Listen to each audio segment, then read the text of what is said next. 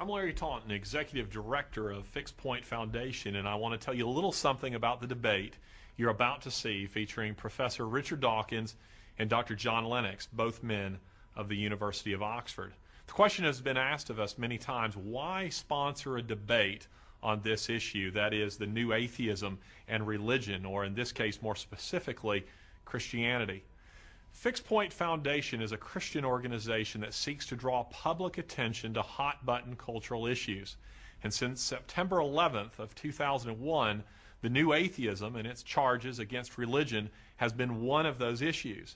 Interestingly, many Christians and atheists feel that their views are frequently mischaracterized in the larger cultural discussion. To address this, we wanted to find individuals who represented the beliefs of their respective camps. We think we have two of the very best in Richard Dawkins and John Lennox. We're grateful to both men for their cooperation. John and Richard were delightful to work with and enthusiastic about the project from beginning to end.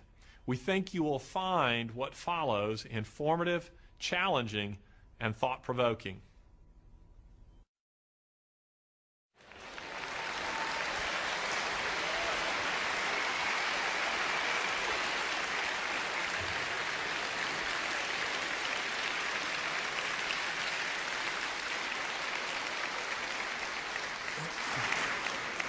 Good evening.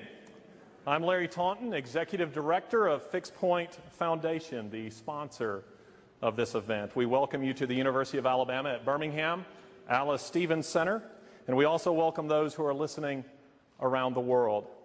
Tonight's debate features two of the great minds currently writing and speaking on this issue, Professor Richard Dawkins and Dr. John Lennox.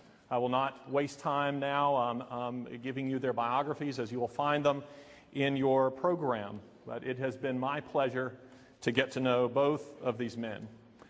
We have brought you here this evening under rather false pretenses. There's actually not a debate this evening. Richard Dawkins wanted to come to the Bible Belt to announce his conversion. To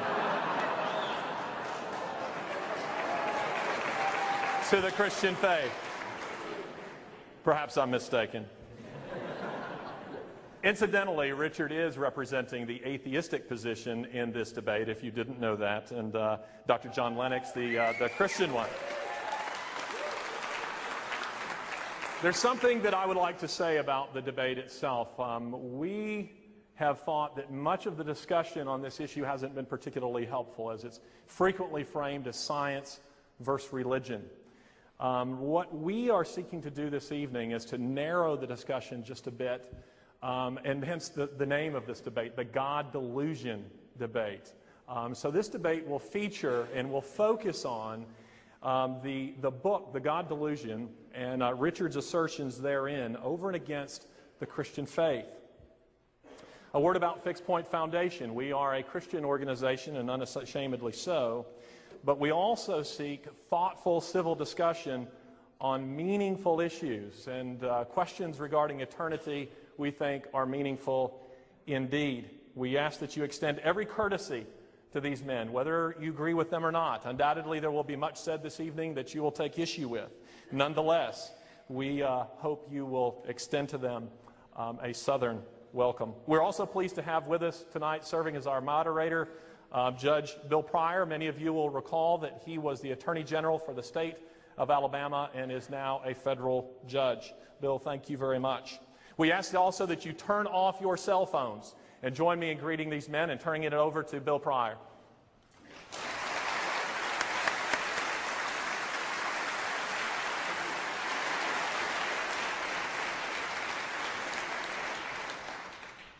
Thank you, Larry. Good evening. Welcome to the debate. You all know the theme, and Larry has introduced it, the God Delusion versus Christianity. There will be a structure to our debate this evening. We will begin with opening autobiographical statements from each of our debaters, beginning with Professor Dawkins and then turning to Dr. Lennox. When I ask that each of them provide those statements, I will ask them to tell us something about themselves, each of them, and something about the book, The God Delusion. We will then turn to the 6 major theses of Professor Dawkins' book, The God Delusion. Now, obviously, it's a long book. We can't cover everything in it, but we have selected what we think are the six major themes. And to introduce each of those themes, I will read some excerpts from Professor Dawkins' book and then give him an opportunity to elaborate, and then Dr. Lennox an opportunity to respond. Each of those exchanges should be about 5 minutes per side. And then what is not reflected in your program is that each of our debaters will finish the program with final statements, with concluding remarks. We will start that with Dr. Lennox, and then we will turn to Professor Dawkins. So, Professor Dawkins, tonight you will have both the first and the last word, I suppose in the interest of Christian charity.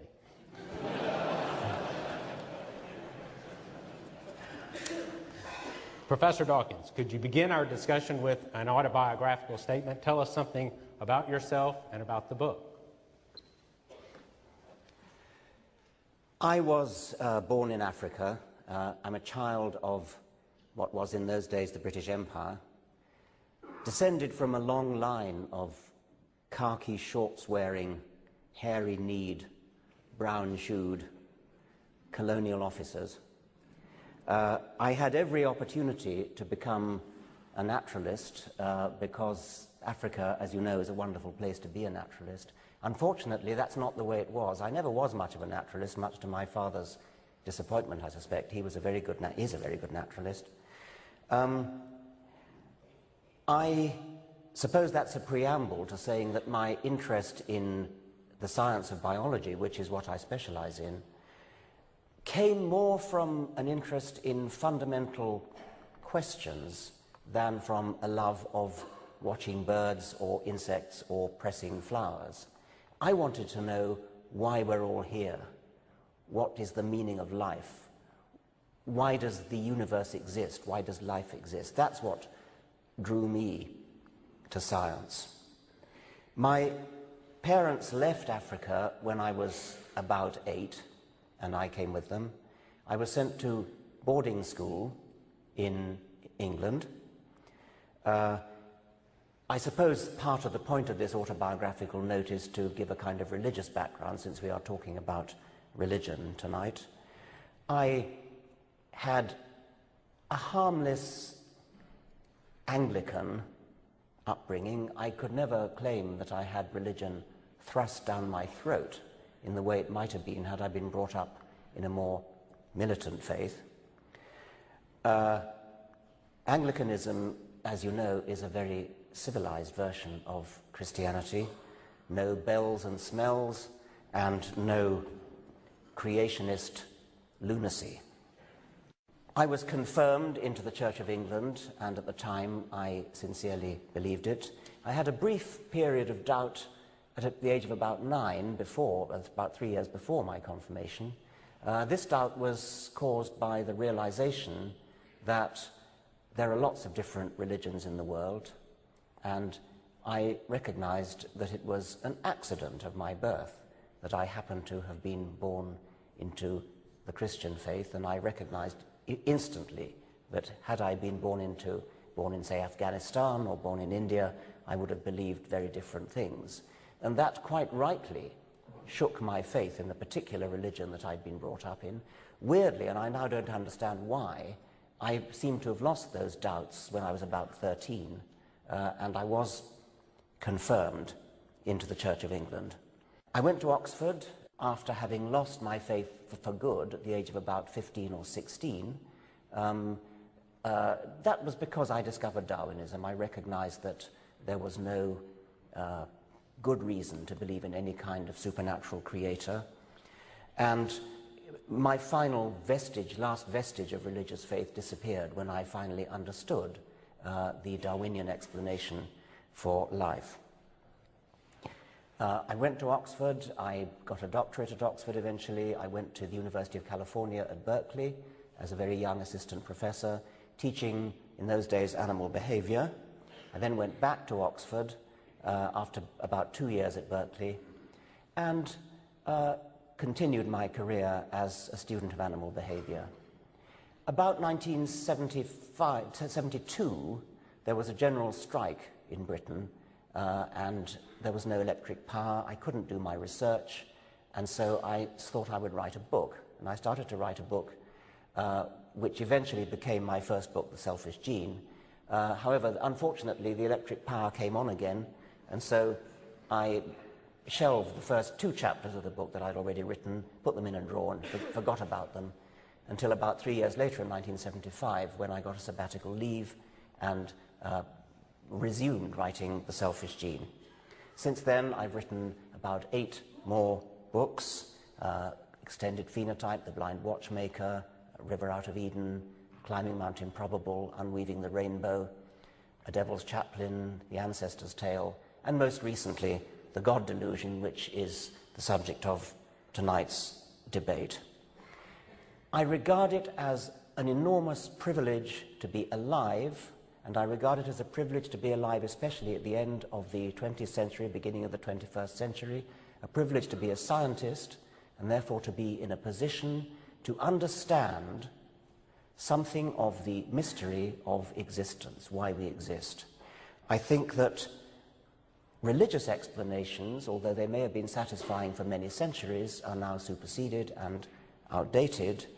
I think, moreover, that they're petty and parochial, and that the understanding that we can get from science of all those deep questions that religion once aspired to explain are now better, more grandly, in a more beautiful and elegant fashion explained by science. Thank you, Professor Dawkins. Dr. Lennox. Well, ladies and gentlemen, thank you very much for inviting me. I'm delighted to be here. Each one of us has a biography and a worldview, our set of answers to the big questions that life throws at us. And so a little about my biography. I'm married to Sally. We have 3 children and 4 grandchildren. I work now in the University of Oxford as a mathematician and as a philosopher of science. I was born in the middle of the last century in a country with a tragic reputation for sectarian violence, Northern Ireland. My parents were Christian, but they were not sectarian. In the book, The God Delusion, Richard, you say that religion teaches us that it is a virtue to be satisfied with not understanding. Well, whatever other religion this may apply to, it certainly did not apply to the Christianity my parents taught me from the Bible.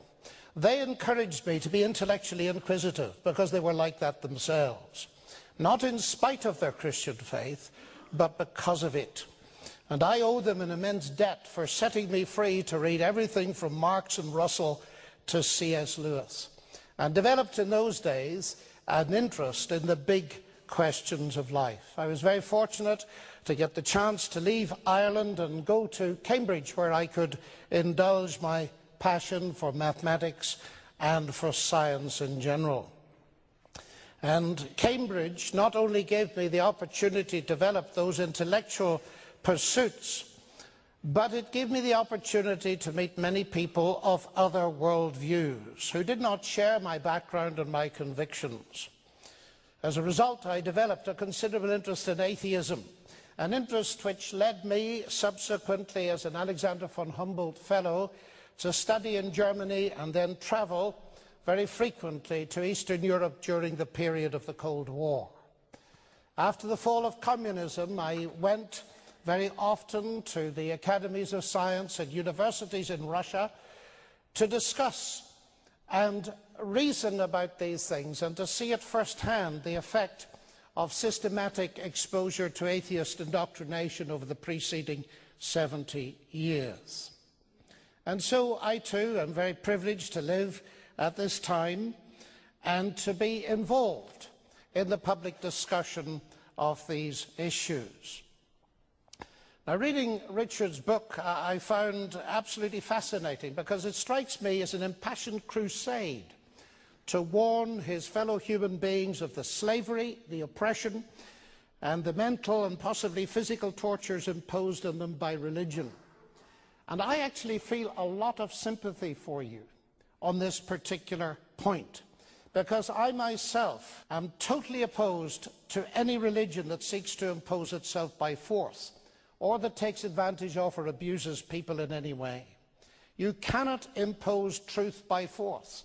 And both of us, I think, hold that religion should be debated in a rational way as anything else. I share his passion for truth. Neither of us, mercifully, is a postmodern relativist. But as a passionate atheist, Richard is committed to the idea that God is a delusion. For him, ultimate reality, I take it, consists of the impersonal matter and energy of the universe.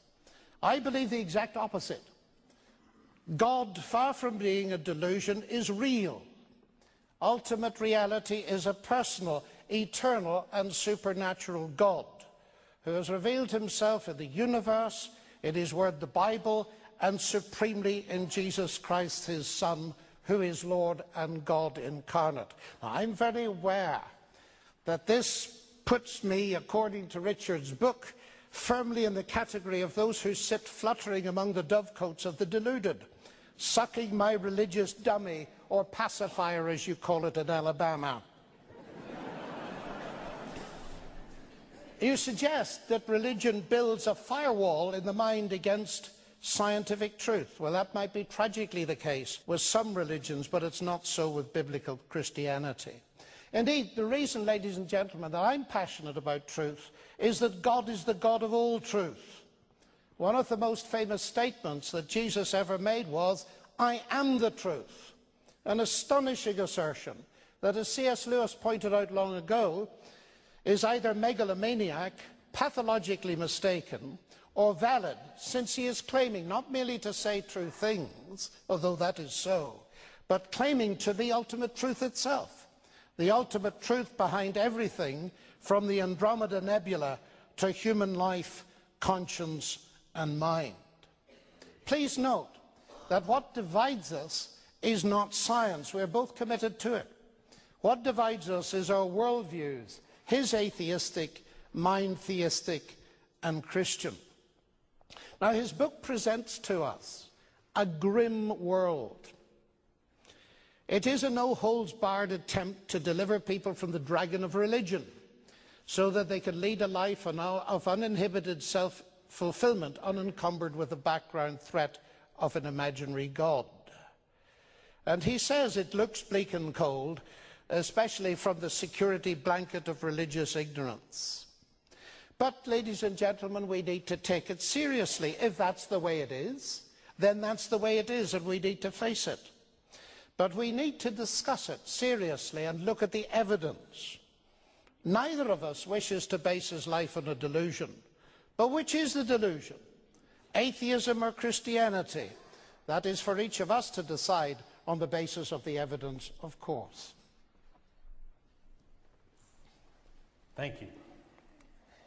The first thesis of Professor Dawkins' book, and each of these that's reflected in your program, is a summary. It's not a direct quotation, but the summary is, faith is blind, science is evidence-based. I have one excerpt at the top of page 126 to illustrate your argument, Professor Dawkins. One of the truly bad effects of religion is that it teaches us that it is a virtue to be satisfied with not understanding. Could you please elaborate? Science uses evidence to discover the truth about the universe. It's been getting better at it over the centuries in the teeth of opposition from religion, although it has to be admitted that, of course, science grew out of a religious tradition. Religion, as the quotation that Judge Pryor read out, teaches us to be satisfied with, was it lack of evidence or lack of... with not understanding. With not understanding.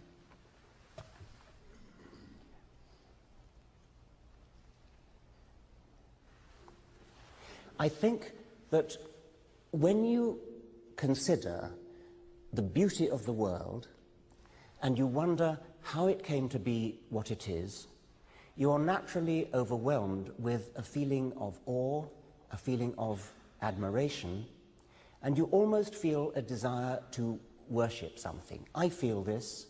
I recognize that other scientists such as Carl Sagan feel this. Einstein felt it. We, all of us, share a kind of religious reverence for the beauties of the universe, for the complexity of life, for the sheer magnitude of the cosmos, the sheer magnitude of geological time. And it's tempting to translate that feeling of awe and worship into a desire to worship some particular thing, a person, an agent. You want to attribute it to a maker, to a creator. What science has now achieved is an emancipation from that impulse to attribute these things to a creator. And it's a major emancipation, because humans have an almost overwhelming desire to think that they've explained something by attributing it to a maker. We're so used to explaining things in our own world, like these television cameras, like the lights, like everything that we make, the clothes we wear, the chairs we sit on, everything we see around us is a manufactured object. And so it's so tempting to believe that that has been made, that living things, or that the stars or mountains or rivers have all been made by something. It was a supreme achievement of the human intellect to realize that there is a better explanation for these things, that these things can come about by purely natural causes. When science began, the aim to achieve it was there, but we didn't know enough. Nowadays, at the end of the 20th century, beginning of the 21st century, we still don't know everything, but we've achieved an enormous amount in the way of understanding. We now understand essentially how life came into being. We know that we are all cousins of all animals and plants. We know that we're descended from a common ancestor, which might have been something like bacteria. We know the process by which that came about. We don't know the details, but we understand essentially how it came about. There are still gaps in our understanding. We don't understand how the cosmos came into existence in the first place, but we're working on that. The scientific enterprise is an active seeking out of gaps in our knowledge, seeking out of ignorance, so that we can work to plug that ignorance. But religion teaches us to be satisfied with not really understanding. Every one of these difficult questions that comes up, science says, right, let's roll up our sleeves and work on it. Religion says, oh, God did it. We don't need to work on it. God did it. It's as simple as that. We have no thrusting force pushing us on to try to understand. Religion stultifies the impulse to understand, because religion provides a facile, easy, apparent explanation, although, as we'll see later in the evening, it isn't really an explanation, and it prevents the further work on the problem. Okay. Thank you. Dr. Lennox? There are two issues here. Faith is blind, science is evidence-based. I do not agree with the first one, but I very much agree with the second one. Some faith is blind. And blind faith can be very dangerous, especially if it's coupled with a blind obedience to an evil authority. And that, ladies and gentlemen, I would like to emphasize, is true whether the blind faith is that of religious or secular people. But not all faith is blind faith, because faith itself carries with it the ideas of belief, trust, commitment, and is therefore only as robust as the evidence for it. Faith in the flying spaghetti monster, much beloved of Richard Dawkins, a delightful idea, is blind because there's no evidence for the flying spaghetti monster. But faith in relativity theory is not blind because there is evidence supporting it. I can't speak authoritatively for other religions, but faith in the Christian sense is not blind. And indeed, I do not know a serious Christian who thinks it is. Indeed, as I read it, blind faith in idols and figments of the human imagination, in other words, delusional gods, is roundly condemned in the Bible. My faith in God and Christ as the Son of God is no delusion. It is rational and evidence-based. Part of the evidence is objective. Some of it comes from science, some comes from history, and some is subjective, coming from experience. Now, of course, we do not speak of proof. You only get proof in the strict sense in my own field of mathematics. But in every other field, including science, we can't speak of proof. We can speak of evidence, of pointers, of being convinced beyond reasonable doubt. I think it's important in this context to emphasize that science is limited, because there seems to me a creeping danger of equating science with rationality.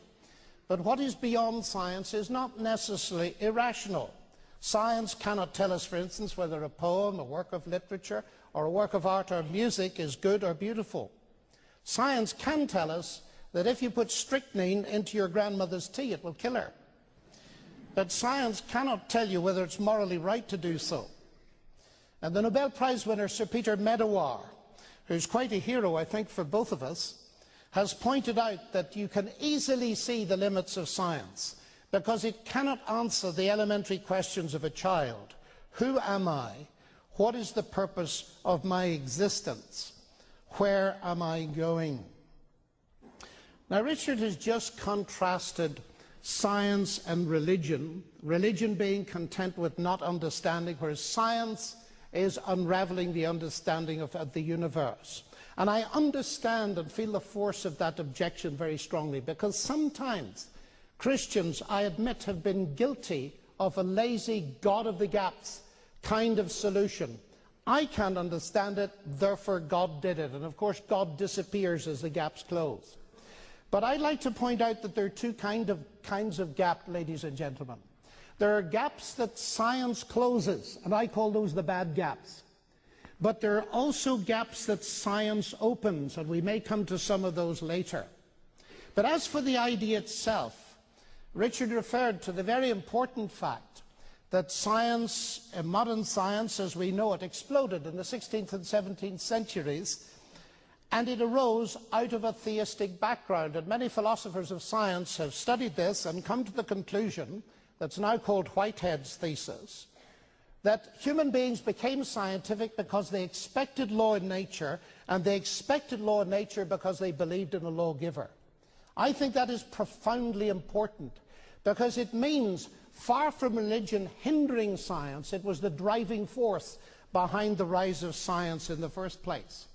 And when Isaac Newton, for example, discovered his law of gravity and wrote down the equations of motion, he didn't say, marvelous, I now understand it, I've got a mechanism, therefore I don't need God.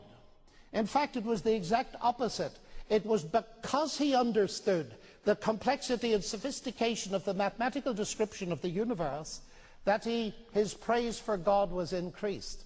And I would like to suggest, Richard, that somewhere down in this you're making a category mistake, because you're confusing mechanism with agency. We have a mechanism, it does X, Y, and Z, therefore there's no need for an agent.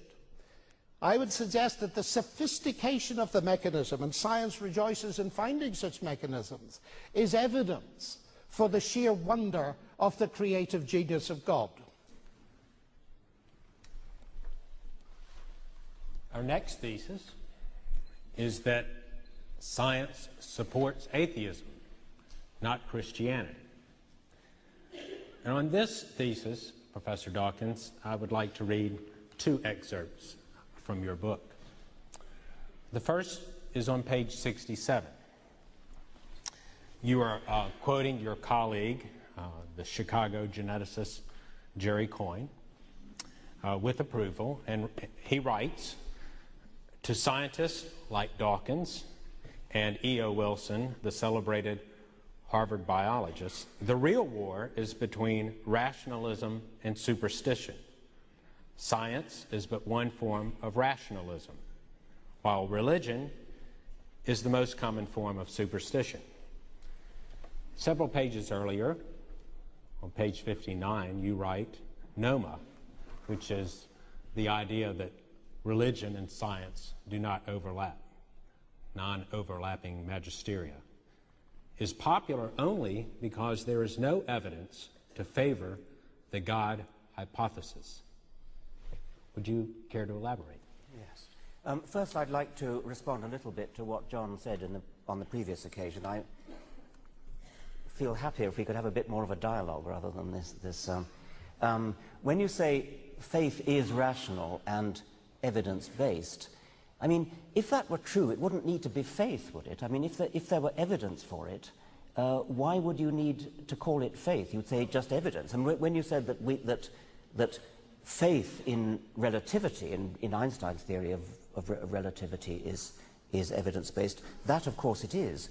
But the evidence is all important. I mean, Einstein's predictions fit in with observed fact and with a whole body of theory, whereas we only need to use the word faith when there isn't any evidence. No, not at all. I presume you've got faith in your wife. Is there any evidence for that? Yes, on which you base it? Yes, plenty of evidence.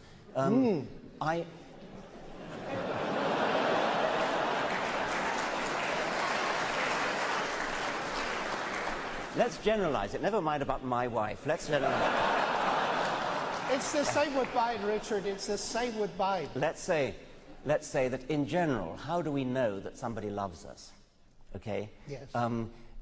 You can use a word faith for that if you like, but it's not the right use of the word. Because, oh, it is. Because you know why your wife loves you because of all sorts of little signs, little catches in the voice, little looks in the eye. That's the evidence that it is. Yes, that's evidence. right. That's perfectly good evidence. That's not faith. Yes, it is. Well, okay, then we're coming down to pure semantics. I think you've been influenced too much by Kant, you see. Not explicitly, I have to say. Okay, let's go on. Which of these statements are we now on? We're on the second. Looking for an opening. It didn't seem to have much connection with the quotes from the God delusion that you read. That actually works well with the first. Okay, it does. You read a quote from Jerry Coyne about the real war being between supernaturalism and naturalism. The context of that quote was the turf wars, in a sense, in American education between creationism and evolution. And within that context, I have been accused of letting the side down because, as you know, there's a problem with American education that some nutcases are trying to introduce creationism into American schools, which is obviously very bad for science, and my scientific colleagues are deeply worried by this and are trying to fight it, and all power to them. They complain that I am not helping matters, that I'm in a sense rocking the boat by saying quite openly that it is my understanding of evolution that has led me to atheism. And they point out again quite rightly that if I were called up to in a court of law testifying in favor of evolution and against the teaching of creationism, and the lawyer said, "Mr. Dawkins, is it true that evolution has led you to atheism?" I should have to say yes, whereupon he would turn to the jury and say, "My case rests." It doesn't do the cause of science any good to unite evolution with atheism. That was the context of Jerry Coyne's remark.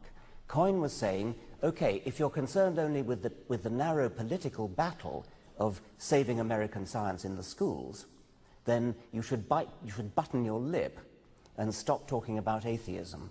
If, on the other hand, you think, as Coyne does, that the real war is between supernaturalism and naturalism, then you would say, well, the battle over evolution and creationism is only a skirmish. The real war is over something rather more profound. That was the context of that. Noma was the second quotation that you read. That's non-overlapping magisteria. The late Stephen Gould argued that there was no real battle between science and religion because they were about non-overlapping magisteria, different things, ships that pass in the night, no contact between them. They're about totally different things. I don't think that for a moment. I think that religion really is, in a sense, about science. I think that religious claims about the universe are scientific claims. I suspect that John may agree with me about this. Claims about the universe are scientific claims. A universe with a God would be a very different kind of universe from a universe without a God. Scientific methods are the appropriate methods, or at least the scientific way of thinking is an appropriate way of thinking for deciding whether we live in this kind of universe with a God or that kind of universe without a God. It becomes even more glaring where you talk about miracles, which, I mean, however much sophisticated theologians may profess their non-belief in miracles, the plain fact is that the ordinary person in the pew, the ordinary unsophisticated churchgoer, believes deeply in miracles, and it's largely miracles that persuade that person into the church in the first place. If there are miracles, they are to be judged as by scientific means. If there was a virgin birth, if somebody was raised from the dead, these are strictly scientific claims. They may be difficult to verify, but as I've said in the book, The God Delusion, if you could imagine, hypothetically, that DNA evidence could be discovered showing that Jesus never had a father, that Jesus was born of a virgin, then can you imagine any theologian saying, oh, no, not relevant, separate magisteria, science has no bearing on this case? Of course they wouldn't. Science has every bearing on this case. That's what I have to say about Noma, and I think I've probably run out of my 5 minutes. Thank you, Professor Dawkins. Well, I agree with you very much on the Noma issue, Richard, that science and religion, keeping them separate. Actually, if you read the small print on Noma, it rather disconcerts you because it says that science deals with reality and religion with everything else, and of course I'm not very happy with that. I certainly agree with you that the modes of logical analysis that science has introduced to you are the right ones to deal with many of the central claims of Christianity. I would widen it a bit. It's historical science, of course. We're dealing with events in the past. But Christianity is falsifiable in that technical sense. I would very much support that. Now, the thesis here is that science supports atheism, not Christianity. I think atheism undermines science very seriously. Because if you think of the basic assumption that all of us who are scientists have, that is, we believe in the rational intelligibility of the universe. And it's interesting to me that scientists of the eminence of Eugene Wigner and Albert Einstein use the word faith. They cannot imagine a scientist without this faith. Because, of course, they point out that you've got to believe in the rational intelligibility of the universe before you can do any science at all. Science doesn't give you that. Now, the interesting thing is this. Suppose we now look at that issue against the background of the two worldviews we're discussing tonight, atheism and theism. Atheism tells you, at least Richard tells us in his book, that since human life has been cobbled together by unguided evolution, it's unlikely that our view of the world is accurate. Quite so. And if you are a reductionist, as you must be as a materialist, reducing beliefs to the physics and chemistry of neurological structures, then it raises a very big question, ladies and gentlemen. If in the end my beliefs, my theories, my scientific theories, are the results ultimately of the motions of atoms in my brain produced by an unguided, random, mindless process, why should I believe them? In other words, it's like someone sitting on the branch of a tree cutting off the branch on which they're sitting. And it seems to me that therefore atheism actually undercuts the scientific endeavor very seriously. And that, for my mind, is a fatal flaw. An argument that purports to derive rationality from irrationality doesn't even rise, in my opinion, to the dignity of being an intelligible delusion. It is logically incoherent.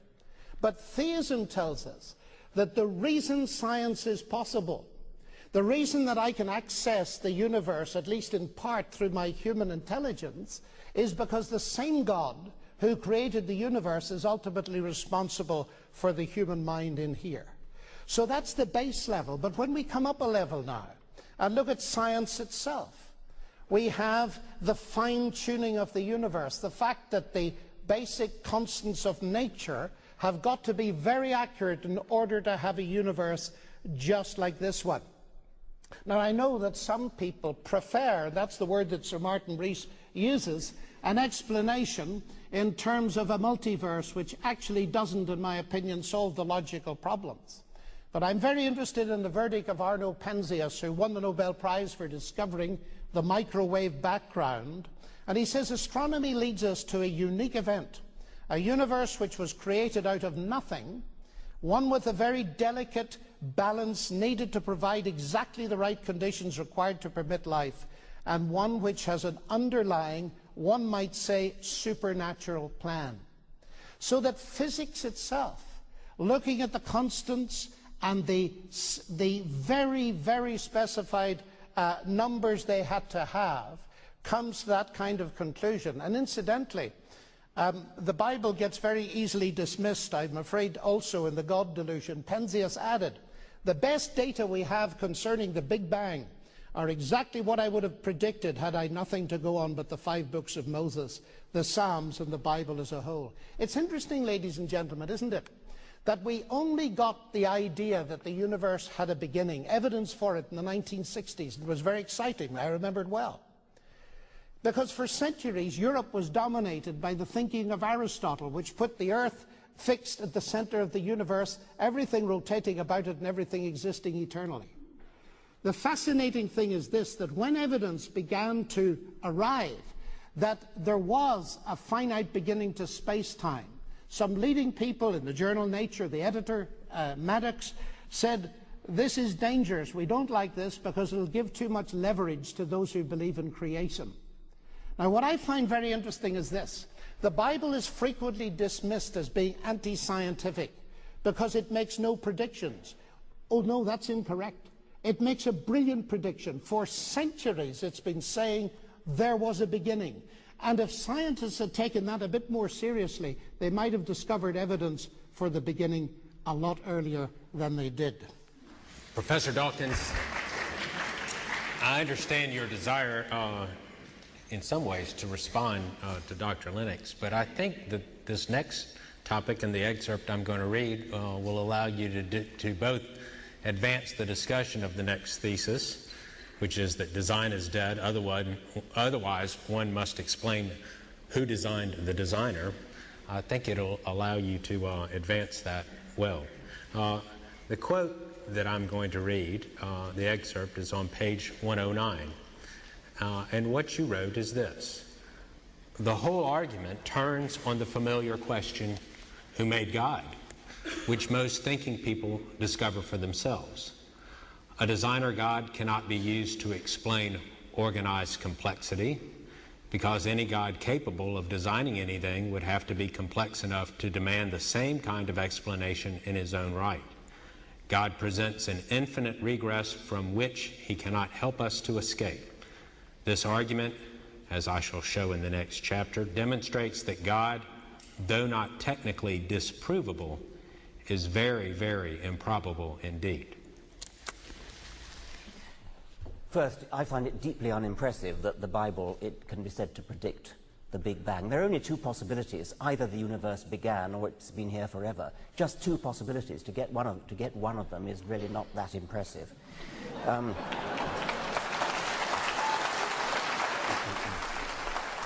Now, sorry? At least it got it right. Toss a penny, you've got a chance of getting it right 50% of the time. Design is dead, otherwise one must explain who designed the designer. Well, we skate over a lot when we say design is dead. I think probably John and I would agree that life is explained. Darwin explains life, and no serious scientist doubts that.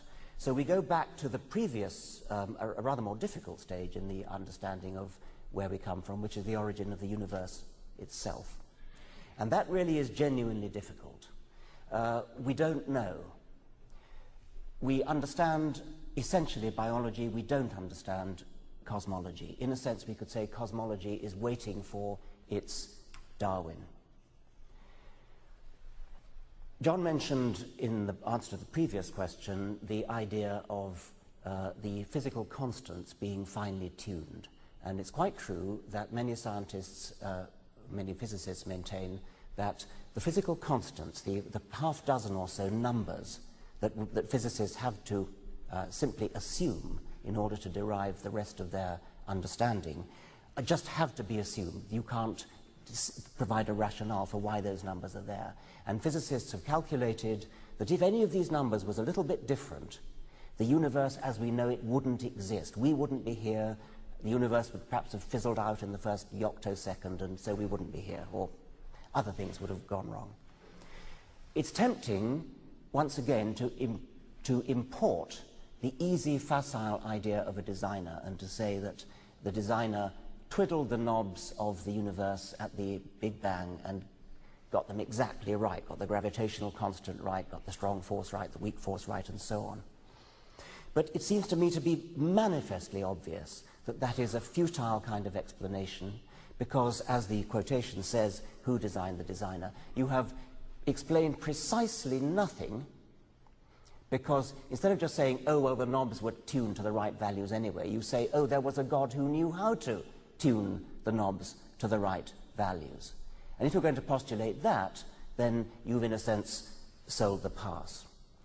Some physicists solve that problem by not invoking God, of course, but by invoking the anthropic principle, saying, well, here we are, we exist, we have to be in the kind of universe in which is capable of giving rise to us. That in itself, I think, is unsatisfying, and as John Lennox rightly says, some physicists solve that by the multiverse idea, the idea that our universe is just one of many universes. There's a sort of foaming bubble, a bubbling foam of universes, and the bubble in which we are is only one of billions of universes, and each of these universes has different fundamental constants. Most of them have fundamental constants which are unsuited to give rise to the sort of permanence and the sort of chemistry, the sort of conditions that gives biological evolution, Darwinian evolution, the chance to get going. A tiny minority of those universes has what it takes to give rise to Darwinian evolution, ultimately chemistry and then evolution, and that tiny minority has to include the universe in which we sit, because here we are. The anthropic principle, the principle that we have to be in a universe capable of giving rise to us, plus the principle of the multiverse, provides at least an interim, satisfying explanation in a way that a creator couldn't possibly be a satisfying explanation for the reason that I've given. Then, having got ourselves into a universe which is capable of generating stars, capable of generating chemistry, and ultimately capable of generating the origin of life, then biological evolution takes over, and now we're on a clear run. Now we understand what happened. Once biological evolution gets going, then it's easy to understand most of what's difficult. Most of the difficulty of understanding the universe lies in the vast complexity of life. That's what really, truly impresses people. That's why people who believe in God mostly do believe in God, because they look around the living world and they see how impressive it is. So that level of impressiveness is completely destroyed by Darwin, and Darwin, of course, doesn't explain the origin of the universe. For that, I invoke the anthropic principle and the multiverse. Less satisfying, admittedly, but science makes progress. The one thing you can be absolutely sure is that a creative designer cannot be a satisfying explanation. Dr. Lennox. The anthropic principle, as you stated, Richard, I think is a complete truism. Of course we have to be on such and such a kind of planet, of the kind that we could appear on. That does not answer the question how we came to exist on it. And I fear I have to disagree with you on Darwinism. Darwinism does not explain life. It may explain certain things about what happens when you've got life. But evolution assumes the existence of a mutating replicator. It does not explain how that replicator came to exist in the first place. Now that's a major discussion.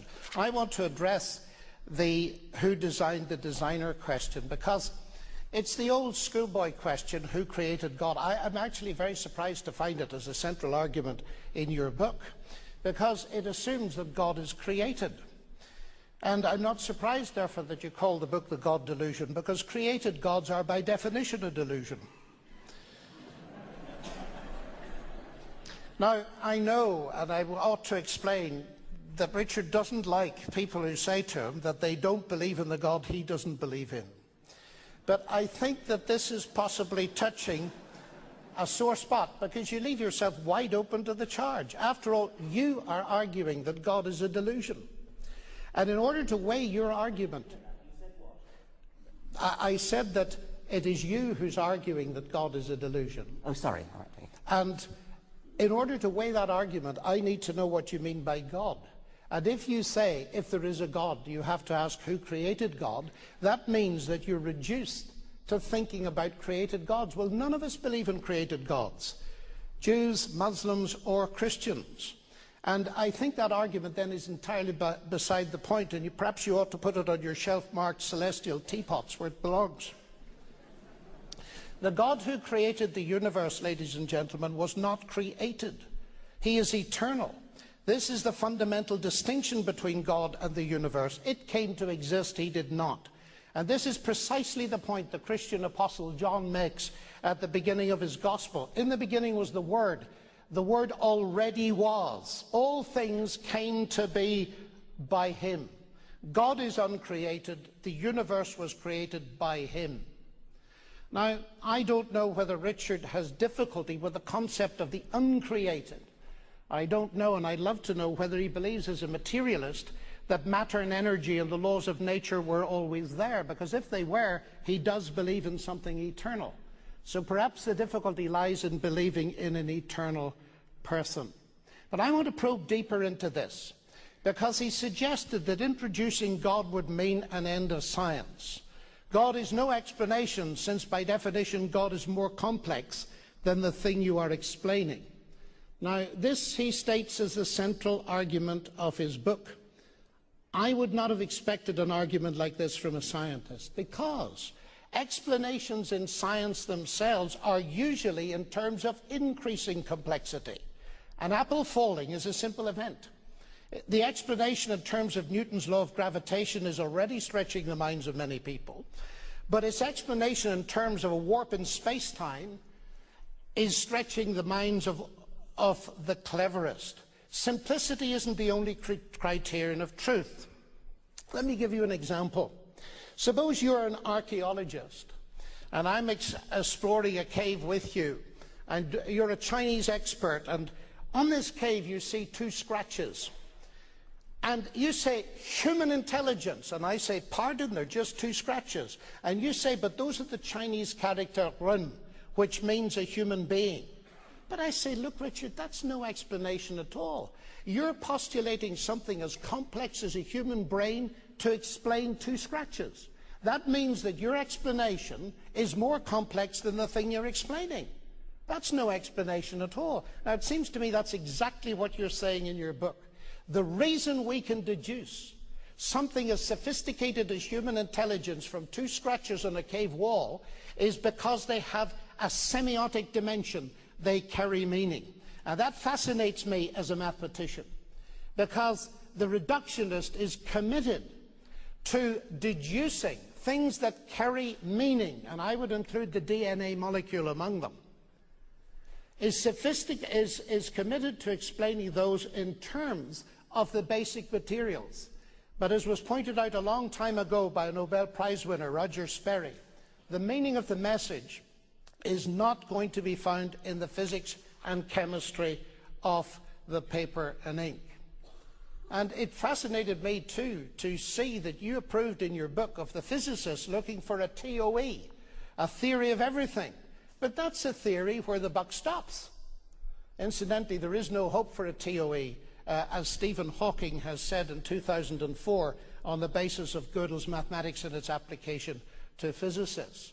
So I'm interested that you were prepared, as I understand it, to agree that a TOE was a good thing in physics.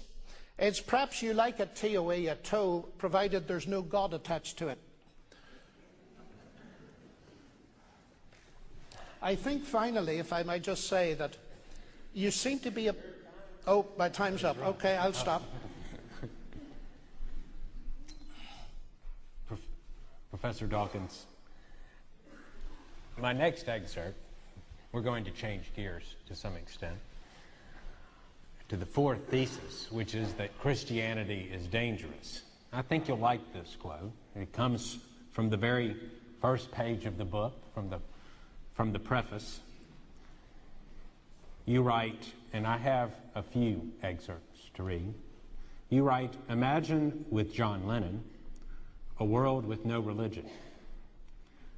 Imagine no suicide bombers, no 9/11, no 7/7, no crusades, no witch hunts, no gunpowder plot, no Indian partition, no Israeli-Palestinian wars, no Serb-Croat-Muslim massacres, no persecution of Jews as Christ killers, no Northern Ireland troubles, no honor killings, no shiny-suited, bouffant-haired televangelists fleecing gullible people of their money. God wants you to give till it hurts. Imagine no Taliban to blow up ancient statues, no public beheadings of blasphemers, no flogging of female skin for the crime of showing an inch of it. You then write on page 303 that even mild and moderate religion helps to provide the climate of faith in which extremism naturally flourishes.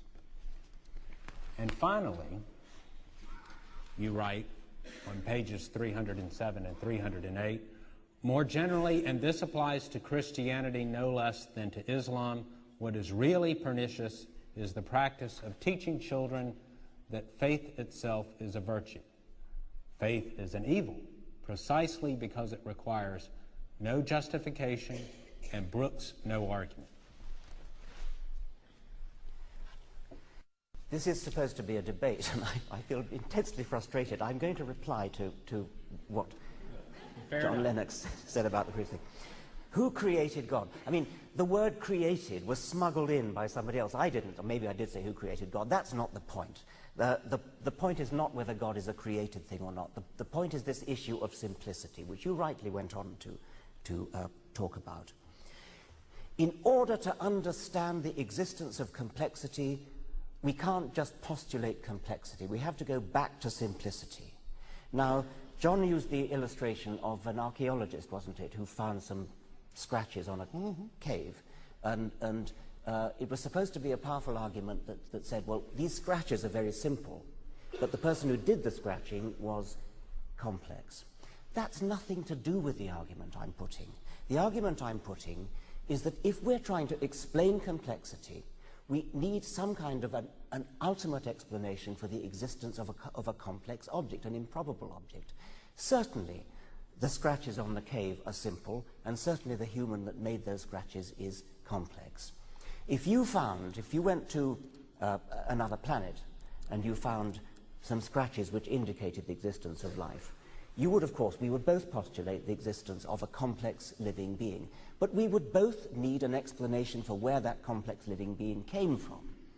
And I put it to you that just to say it was always there, or it just happened, is precisely the kind of non-explanation which creationists accuse evolutionists of erecting. They say, how could an eye come about by sheer chance? Well, of course an eye couldn't come about by sheer chance. It has to come about by a gradual, incremental process from simple beginnings. Exactly the same is true of anything complex.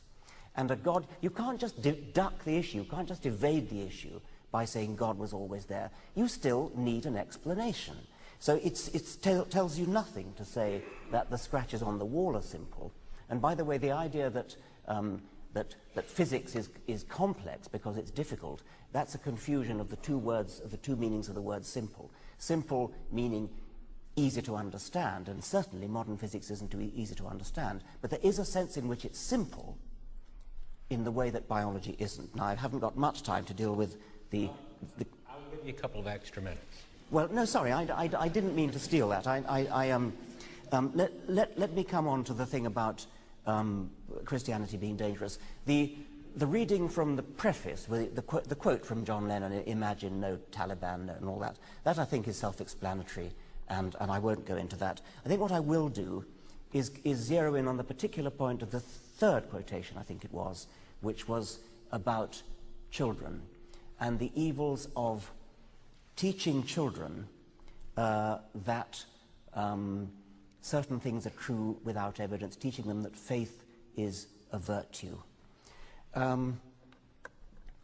I would not for a moment say that all religion is bad, all religion is dangerous, or Christianity is dangerous. Certainly, only a minority of religious people are bad or do bad things.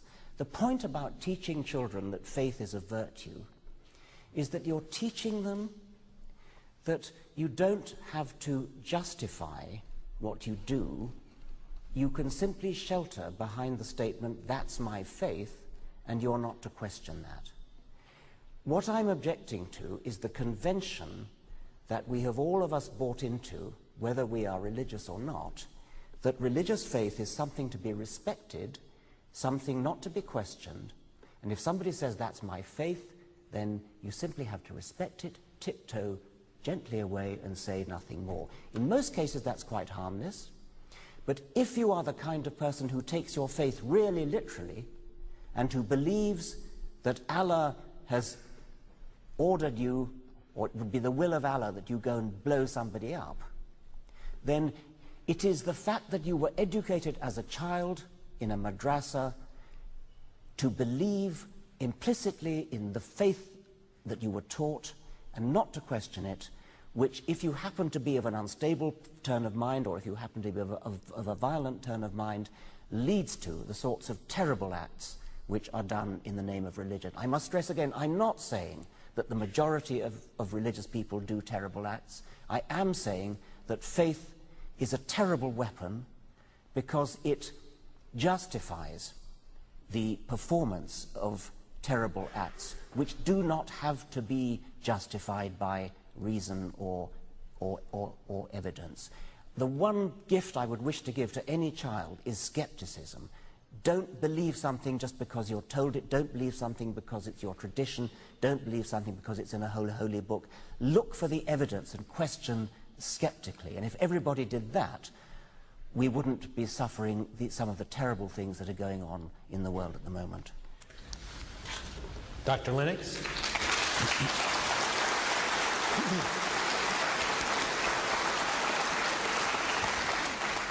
I'd dearly love to come back on the first one, Richard. I think there's a slight obsession with the simple to complex. If you're building a factory, say for manufacturing computers, they'll dig a hole in the ground first. That's very simple, and it gets more complex as it goes up.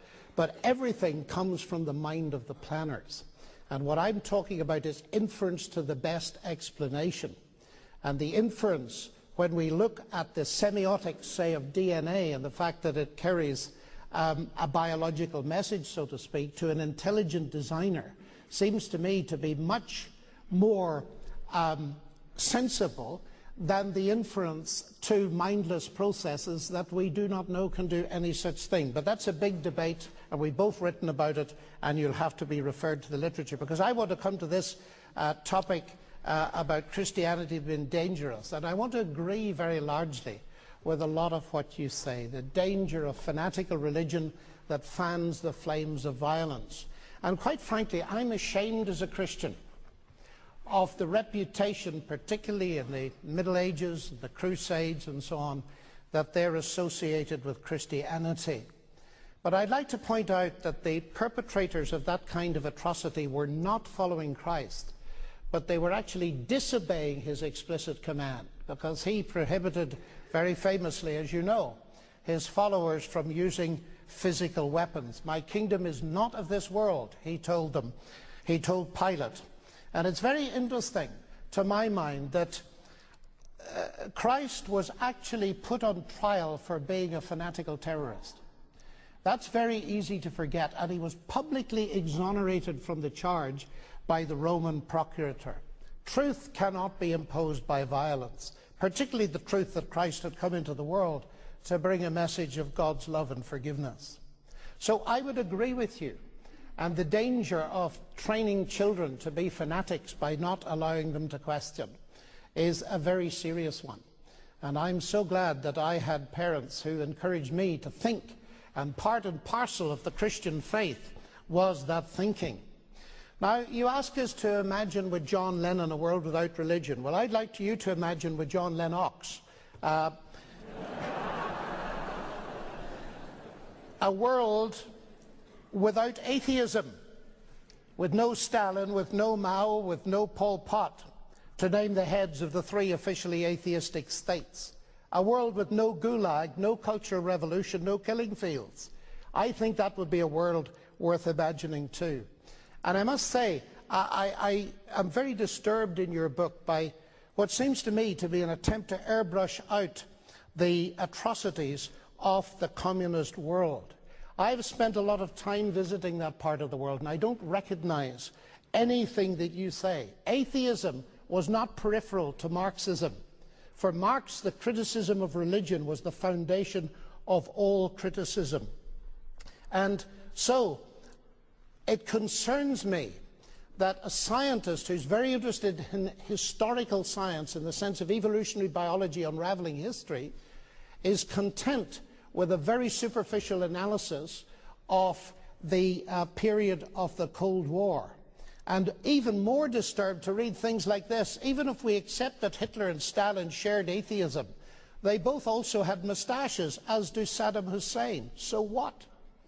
Well, yes, all 3 of them had noses in common with the rest of us. But what kind of reasoning is this?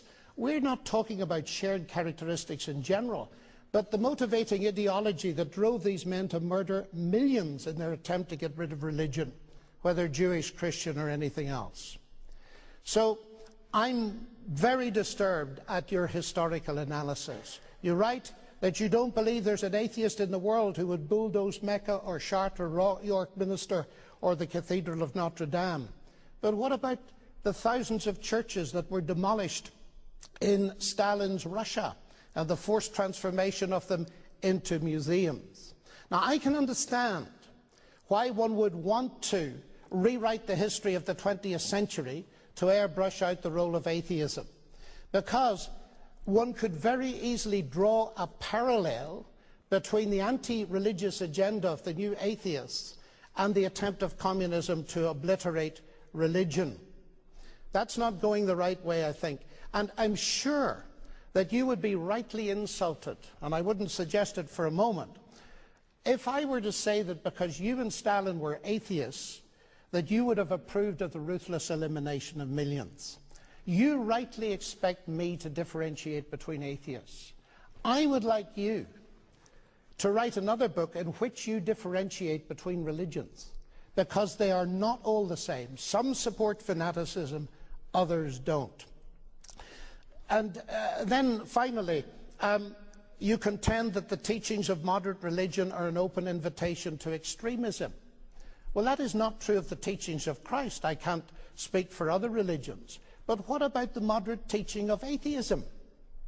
I've sat beside a young girl of 13 in the GDR who's just been told as the brightest child in the school that she cannot have any more education since she's not prepared to swear public allegiance to the atheistic state.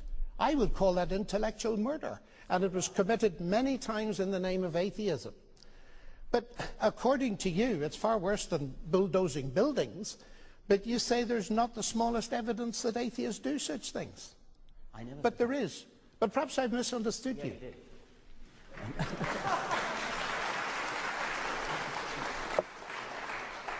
to take a moment? Well, I'm very happy to give up on the next one Which would you prefer? I'm very happy. I'd like Richard to choose what he wants to do, because I've made some strong statements. In the God Delusion, I very deliberately made very little of all the individual evils of religion. I mentioned them occasionally, but I didn't go on about the Crusades, the conquistadors, anything like that. I am not trying to say that that religious people do bad things. I agree fully that Stalin and Hitler and Pol Pot and Mao did terribly bad things. It may even be that atheism was an integral part of the Marxism which led them to do terrible bad things, if indeed it was their Marxism that led them to do bad things. What interests me is that I think that there is a logical path from religion to doing terrible things, and I kind of touched on it in the last answer when I was talking about faith leading you to do things. There's a logical path that says if you really, really, really believe that your God, Allah, whoever it is, wants you to do something, you'll go to heaven, you'll go to paradise if you do it, then it's possible for an entirely logical, rational person to do hideous things. I cannot conceive of a logical path that would lead one to say, because I am an atheist, therefore it is rational for me to kill or murder or be cruel or do some horrible thing. I can easily see that there are plenty of individuals who happen to be atheists, maybe even individuals who have some other philosophy which incidentally happen to be associated with atheism. But there is no logical path. Those young men who bombed in the London subway and the buses, those 19 men who flew planes into various targets in the United States in September of 2001, they were not psychopaths. They were not downtrodden, ignorant people. They were well-educated, rational people who passionately believed they were right. They thought they were righteous, they thought they were good. Their religion, by the lights of their religion, they were good. The same thing could be said of the hideous things done by the Taliban, the oppression of women. These people believe deeply in what they're doing, and it follows logically, once you grant them the premise of their faith, then the terrible things that they do follow logically. The terrible things that Stalin did not follow from his atheism. They followed from something horrible within him. Christopher Hitchens has made the point that Stalin was, in effect, a new Tsar of a country which, for centuries, had been brought up to believe that there was a semi-divine king, the Tsar, and it would have been madness for Stalin not to have exploited this cringing loyalty in the peasantry that had been for centuries subjugated to the Tsars. It would have been madness for Stalin not to have done that. It would have been madness for Hitler, whether or not Hitler himself was religious, and there's some dispute about that. There's a good case to be made that Hitler was religious, but I don't care whether he was or not. The fact is that Hitler's terrible deeds were done by Christians who were I think I'll leave that. I mean, I think even that's not relevant. The point I would return to, yet again, is that you will not do terrible deeds because you are an atheist. You may, not for rational reasons, you may well, for very rational reasons, do terrible things because you are religious. That's what faith is about. That's what faith means. I suppose you could say that there was a kind of faith that motivated Hitler's followers and Stalin's followers as well, but that's a separate point. Let's have a brief response. We do want to get through all of the topics tonight, but Dr. Lennox?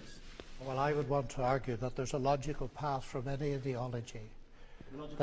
From any ideology that's fanatical and oppressive to the kind of behavior you say, whether it's religion or atheistic, because atheism is a faith, of course, as well. It's not. Of course it is. Well, okay. Don't you believe it?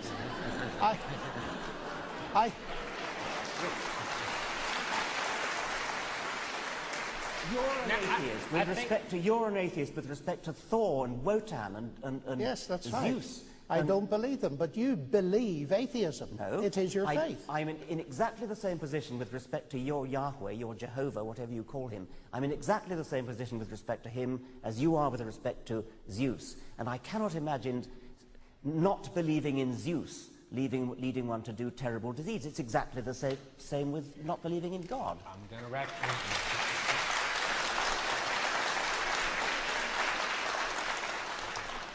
I mean it now this time, Dr. Lennox. If we're going to get to the rest of the debate. Yes, let's go on. All right. Let's go on. I think the issue has nothing to do with Zeus and so on. They're non-existent deities. The issue is to do with two alternative... Okay. Is to do with two alternative explanations of the universe, and each of us have our faith. I believe there is a God behind this universe. You believe the universe is all there is. The cosmos is all there is. Those are both statements of faith. Okay. You have evidence you believe for them. The fifth thesis... How could a belief in the cosmos lead you to murder? We have a time limit, Professor and Doctor. The fifth thesis is that no one needs God to be moral. I only have one quote. It's from 2:26. It's short. We do not need God in order to be good or evil. If you think about why you might need God in order to be moral, I can only think of two reasons how that might come about. You might say you need a book to tell you what's moral. Well, as for that, I sincerely hope that nobody in this room bases their morals on the Christian Bible or the Quran. Because if they do, then their morals are likely to be hideous. Needless to say, you can find some decent verses. You can find some decent verses in both the Bible and the Quran, and if you pick and choose those verses, then you can say with hindsight, this verse fits in with my view of what's moral, that verse doesn't, so I'm going to ignore that verse and choose this verse. But you didn't need the Bible in order to do that picking and choosing. You did the picking and choosing on the basis of something else, something which we all have in common, whether we are religious or not. We're all, to a greater or lesser extent, moral, some of us more so than others. Whether we're moral or not has nothing to do with whether we read the Bible. Some people are kind, some people are sympathetic, some people care about suffering, other people don't. It has nothing to do with the Bible. The other reason why you might need religion in order to be moral is that you are either afraid of God, you're afraid if you're not moral you'll get punished, or you're trying to suck up to God and be good so that you'll get a reward. Neither of those two is a very noble reason to be good, to say the least. Now, you might say that that forces me into a challenge. How do I know what's moral? Well, I don't on the whole, but the point I want to make is that there does seem to be a kind of universal human acceptance that certain things are right and other things are not. If you look cross-culturally, look at anthropological findings on different cultures, you'll find there's a kind of agreement that certain things are wrong and other things are right. There's disagreement in detail. The golden rule, do as you would be done by. Do unto others what you would expect them to do to you. This is a very, very widespread principle, and it almost amounts to common sense in a way. You certainly don't need a holy book in order to tell you to do that. Now, as an evolutionist, I think that it comes partly from our evolutionary past. I think that there was a time in our history when we lived in small kin groups, and we lived in small groups where good deeds could be expected to be reciprocated, and under those conditions we developed a kind of lust to be good, which was parallel to the lust for sex, which has obvious Darwinian advantages. Now, we no longer live in small villages, in small clans, and so the Darwinian pressure to be good is no longer so strong. Nor is the Darwinian pressure for lust as strong as it once was, because nowadays we often use contraceptives, and therefore sexual behavior does not lead to the reproductive consequence, which is, of course, the Darwinian reason for it. But that doesn't matter. The point is that our evolutionary past built into us a lust for sex, and by the same token it built into us a lust to be good, a lust to be friendly, a lust to cooperate, a lust to be sympathetic towards suffering. So I think it partly comes from that, but it also comes from something less easy to define, but which is clearly there, because I call it the shifting moral zeitgeist. It's something that changes from decade to decade. Living as we do in 2007, there will be a broad consensus of what's right and wrong. Racism is wrong, sexual discrimination is wrong, cruelty is wrong, which characterize we who live in the early 21st century, which would not necessarily have characterized our ancestors in this place 200 years ago. The consensus has moved on, and I find this a very interesting, fascinating fact, which suggests that there really is a kind of something in the air about what is regarded as moral. And it clearly has nothing to do with religion, because it doesn't come from Scripture. Scripture doesn't change over the decades in the way that our attitudes to slavery, our attitudes to women, etc. do. There really does seem to be a powerful shifting zeitgeist effect, which doesn't tell you anything in itself, but which indicates that there is something in the air, some other force, something which we can understand with sufficient sociological, psychological sophistication. Whatever else it is, it's not religion. Dr. Lennox. The question is, do we need God to be moral? If we formulate it as, can an atheist be good? Of course. Because, as I see it, the very fact that human beings all around the world show a common core of morality is evidence for the truth of the biblical claim that we are moral beings made in the image of God. So what I would want to say is this: of course we can be good without God in the sense of our personal behavior, but I'm not sure whether we can find foundations for the concept of being good without God. You admit that you cannot get ethics from science. In your book, A Devil's Chaplain, science has no methods for deciding what is ethical. And I find it very interesting, reading one of your other books, River Out of Eden, to find what I understand is your analysis of what the universe is like at bottom. In a universe of blind physical forces and genetic replication, some people are going to get hurt, other people are going to get lucky, and you won't find any rhyme or reason in it, nor any justice. The universe we observe has precisely the properties we should expect if there is at the bottom no design, no purpose, no evil, and no good. Nothing but blind, pitiless indifference. DNA neither knows nor cares. DNA just is, and we dance to its music.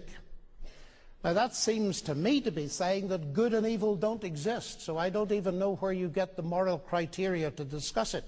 If a rock falls off a mountain onto your head and kills you, it makes no sense calling the rock evil. It just exists. If Pol Pot chooses to eliminate 1 million intellectuals, or the 9/11 terrorists choose to fly hundreds of people to their deaths into the Twin Towers, how can you call them evil if they were simply dancing to their DNA? Now that strikes me as a hideous world you're delivering us into, that has no morality at all. And so therefore, just pushing this a little bit further, if good and evil don't exist, there is no evil and no good, nothing but blind, pitiless indifference, how can it possibly make sense to talk of the evils of religion or of the good of atheism? Now, I know that you suggest elsewhere that we have to rebel against our genes.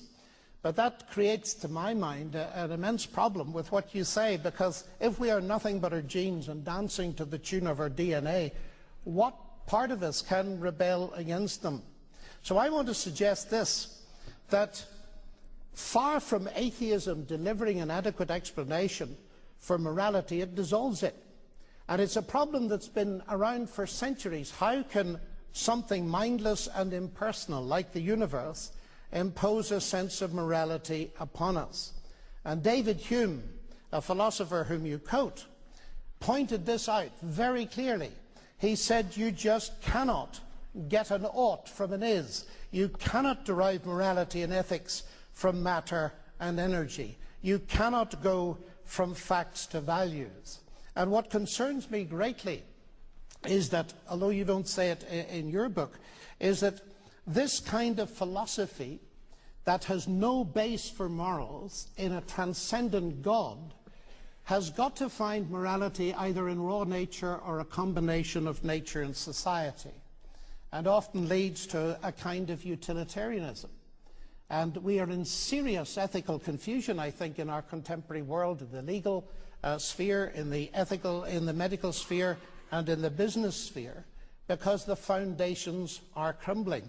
And I want to suggest, I know it's provocative, but I want to suggest that Dostoevsky was very perceptive, and I've had many Russians agreeing with me, when he said, if God does not exist, everything is permissible.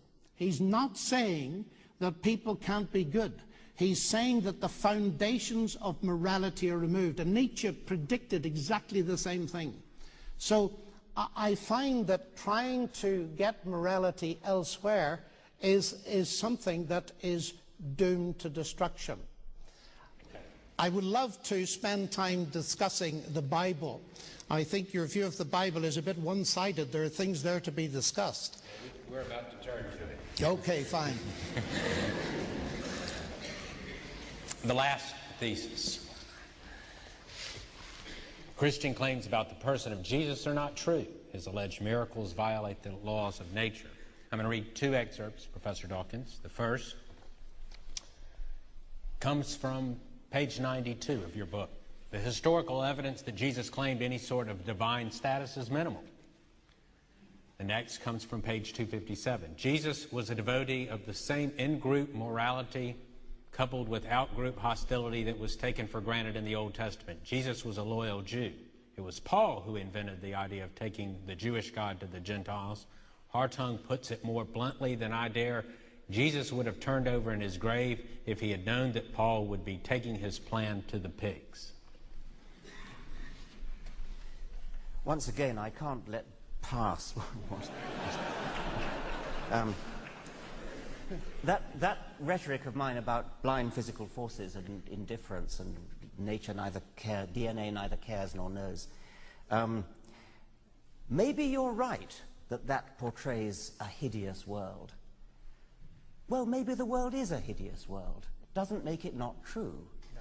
That's the fundamental point that I would wish to leave with you, that you can talk till you're blue in the face about how it would be nice if such and such were true. It would be nice if the world were friendly to us. It would be nice if the world was not such a hideous one. But I see it as, first, it tells you nothing about whether it's true or not. We have to decide whether it's true or not separately. It gives us, if it is a hideous world, it gives us something to rise above. And we clearly do rise above it. You raised the question, how do we rebel? And you seem to think there was some kind of contradiction. There is no contradiction with rising above Darwinian dictates. We do it every time we use a contraceptive. It's easy. Every time you use a contraceptive, you are defying the Darwinian imperative to reproduce. You're enjoying sex, using the Darwinian, the pleasure that was built into you, into your brains by Darwinism, because normally sex leads to reproduction. You're cutting off that link, and you're using sex for pure enjoyment without reproduction. That's defying, that's rebelling against the selfish genes. And we can do a grand job of rebelling against the hideous, blind physical forces that put us here. We understand what put us here. We understand that we are here as a result of a truly hideous process, never mind about the effects on humanity. Natural selection, the process which guides evolution, the process whereby... To cut you off. Sorry? I'm going to have to cut you off. Okay. Natural selection is an ugly process that has beautiful consequences. We humans can rise above it. That's only 2.5 minutes. Okay. Well, our time has been used a lot by the pre-exchange. I appreciate it. I appreciate it. If you would like to take 30 seconds to wrap up, please well, do. What about the final wrap-up that we're going to do? We will do that, and that's our best opportunity if it's still left. Dr. Lennox. Which question do you want me to refer to? Well, it's your choice, I guess. Well, I think I'd like to make a comment on what Richard just said, because I think you are talking about two different things. My point was this, that if you believe that the universe is at bottom, there's no good and evil, you remove from yourself the categories you're using to discuss morality. That's my point. You're assuming it's true. I'm arguing on the basis of its truth that you're removing those categories, and therefore you leave yourself powerless to comment. Right. You make a good point that I've removed any absolute standard of morality. The empirical fact, however, is that we all very largely share what we regard as morality. And that's a very interesting fact. It goes much further than that. If that's what you meant, you should have written. Well, I kind of there's did. no good or evil is a very strong absolutist statement, I would have thought. How about... But I want to refer to this. How about the topic? Let me say something about this thesis about the person of Jesus and so on. Again, I have concerns about the God delusion in its treatment of the authority and reliability of Scripture. Because those who've studied it in detail, and I see reference to very few scholars in his book, have come to the conclusion that, say, for example, the historian Luke is one of the most authoritative historians of all ancient history. And Sherwin White of Oxford, a Roman historian, says that it would be absurd to suggest that, that Luke's basic historicity was false, even in matters of detail. And I'm concerned too, not only about your attitude to history, Richard, but your description of Jesus as belonging to a person who practiced an in-group morality and out-group hostility, and your interpretation of love your neighbour, which I note doesn't come from a theologian but from an anesthesiologist, and I think he just might have put you to sleep a little bit as you read it, because in Leviticus, which quotes love your neighbours yourself, just a bit further down, it says, when a stranger sojourns with you in your land, you shall not do him wrong. You shall treat the stranger who lives with you as the native among you, and you shall love him as yourself, because you were strangers in Egypt. So in point of historicity, you are totally wrong about the attitude of Jesus. In fact, I would have thought you'd have been very familiar with the parable of the Good Samaritan. And in that parable, it was a Samaritan, one of the strangers, that showed mercy. And that was precisely the parable that Jesus taught to illustrate the love your neighbour as yourself of Leviticus. Now, a mistake like that seems to me to be very serious indeed. I mean, I react to it a bit like this. What would you think if I got all my views on Darwin from an engineer and never bothered to read The Origin of Species? I think you would be distressed by that. But finally, a word about miracles. This is a massive subject. You claim with David Hume that miracles violate the laws of nature. Well, David Hume's a very curious person to quote on this topic, because David Hume didn't believe really in the laws of cause and effect on which laws of nature are founded. He didn't believe in causality, and he didn't appear to believe in the principle of induction. And so that he's not a very good authority to quote. Secondly, I do not think that miracles are violations of the laws of nature, because the laws of nature describe what normally happens.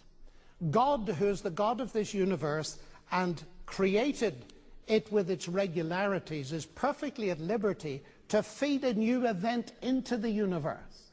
Just as C.S. Lewis makes a point, if I put $2 plus $2 in my desk tonight, $4. If I find in the morning is $1, I don't say that the laws of arithmetic have been broken. I say the laws of Alabama have been broken.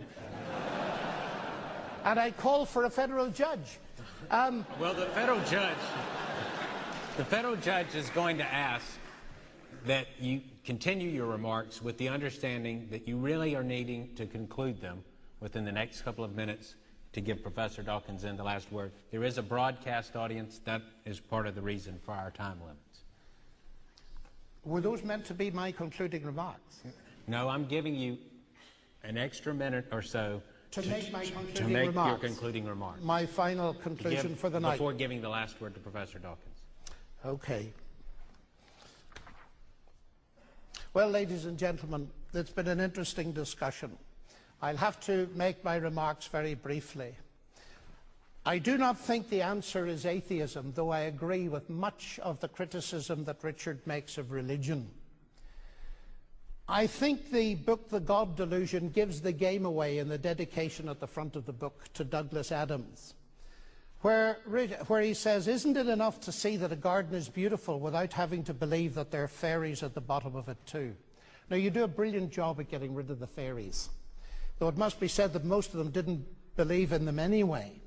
But when you see the beauty of a garden, say, in New College in Oxford, do you believe there's no gardener or no owner? That its sublime beauty has come about from raw nature by pure chance? Of course not. For gardens are to be distinguished from raw nature by the operation of intelligence. And what you're doing in your book, I think, is presenting us with an obviously false set of alternatives. Either we take gardens on their own or the garden plus fairies. But they don't appear on their own. They have gardeners and owners. So does the universe. You say there's no evidence of God, and yet your very description of the universe as a garden bears witness that the evidence is all around you. Atheism, ladies and gentlemen, is not only false, it contains no message that deals with the central problem of human rebellion against God. History is littered with attempts to build a godless utopia, each one of them based, as the book of Genesis suggests that they would be, on a denial that God has ever spoken or even that he exists. And I would remind you that the world that Richard Dawkins wishes to bring us to is no paradise except for the few. It denies the existence of good and evil. It even denies justice. But ladies and gentlemen, our hearts cry out for justice. And centuries ago, the Apostle Paul spoke to the philosophers of Athens and pointed out that there would be a day in which God would judge the world by the man that he had appointed, Jesus Christ, and that he'd given assurance to all people by raising him from the dead. And the resurrection of Jesus Christ, a miracle, something supernatural, for me constitutes the central evidence upon which I base my faith, not only that atheism is a delusion, but that justice is real and our sense of morality does not mock us. Because if there is no resurrection, if there is nothing after death, in the end the terrorists and the fanatics have got away with it. Okay. Thank you.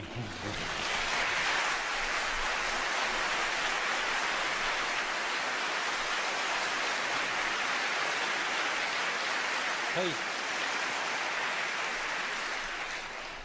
Professor Dawkins. Yes, well, that concluding bit rather gives the game away, doesn't it? All that stuff about science and physics and the complications of physics and things, what it really comes down to is the resurrection of Jesus. I mean, there's a fundamental incompatibility between the sort of sophisticated scientist, which we hear part of the time from John Lennox, and it's impressive, and we are interested in the argument about multiverses and things, and then having produced some sort of a case for a kind of deistic God, perhaps, some God, the great physicist who adjusted the laws and constants of the universe. And that's all very grand and wonderful. And then suddenly we come down to the resurrection of Jesus. It's so petty, it's so trivial, it's so local, it's so earthbound, it's so unworthy of the universe. When we go into a garden, and we see how beautiful it is, and we see coloured flowers, and we see the butterflies and the bees. Of course, it's natural to think there must be a gardener. Any fool is likely to think there must be a gardener. The huge achievement of Darwin was to show that that didn't have to be true. Of course it's difficult. Of course it had to wait until the mid-19th century before anybody thought of it. It seems so obvious that if you've got a garden, there must be a gardener who created it and all that goes with that. What Darwin did was to show the staggeringly counterintuitive fact that this not only can be explained by an undirected process. It's not chance, by the way. Entirely wrong to say it's chance. It's not chance. Natural selection is the very opposite of chance, and that's the essence of it. That was what Darwin discovered. He showed not only a garden, but everything in the living world, and in principle not just on this earth, but on any other planet, wherever you see the organized complexity that we understand, that we call life, that it has an explanation which can derive it from simple beginnings by comprehensible rational means. That is possibly the greatest achievement that any human mind has ever accomplished.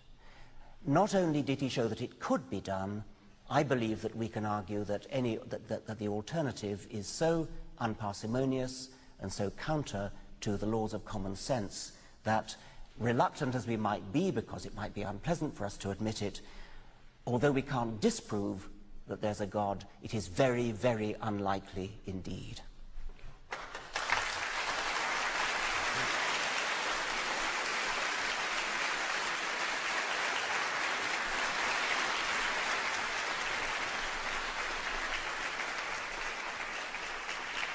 We are told that in the earlier part of the last century that G.K. Chesterton and George Bernard Shaw engaged in a lively but friendly debate. It may be said that perhaps we haven't seen anything quite like that until tonight. Ladies and gentlemen, please join me in thanking them.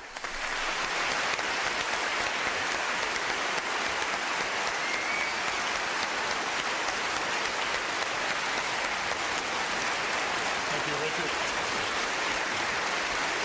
Thank you, Bill. Thank you, John. Thank you. Thank you, Richard. Thank you very much. Thank you very much.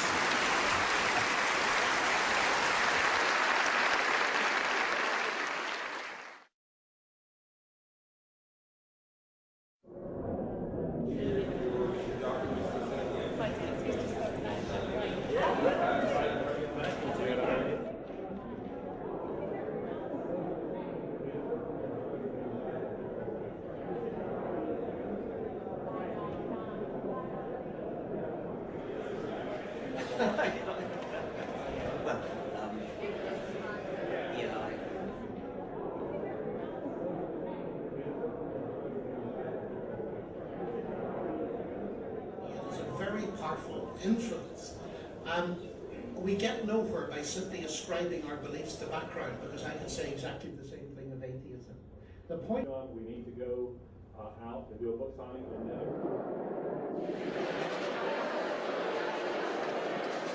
Dr. Lennox, thanks for what you did tonight, brother. Appreciate it.